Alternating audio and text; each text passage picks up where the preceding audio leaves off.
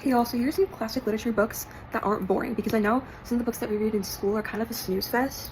So here's some classic literature books that I actually enjoyed. So the first one is Fahrenheit 451. We actually read this in school, but I really liked it.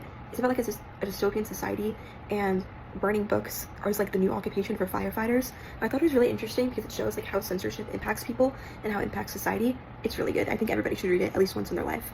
And then the next book that I have is The Catcher in the Rye. This book is so funny. I laughed so hard reading it.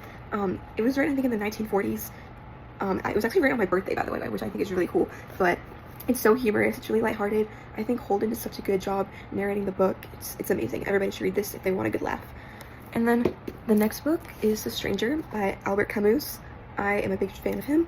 I kind of forgot what this book was about, to be honest, but he writes a lot on existentialism and absurdity and that kind of stuff. So if you're into philosophy and that kind of stuff, I feel like that book would be great for you.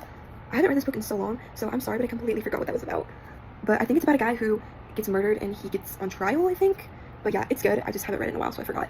And then the last book is A Picture of Dorian Gray by Oscar Wilde. This book was also really, really good. It was about a guy who wants to keep his youth, and because he sees his portrait and he thinks it's really captivating and beautiful, and he ends up, losing his life for that portrait. And I just think it was so beautiful and so good. And it just shows you the meaning of life and how we should all preserve our youth the best we can because we never get it back. I'll probably do a part 2 on the series because I feel like classic literature is such a hit or miss sometimes, because sometimes it's really entertaining and other times you just want to fall asleep after each page. But yeah, I hope you all enjoyed the video. Bye.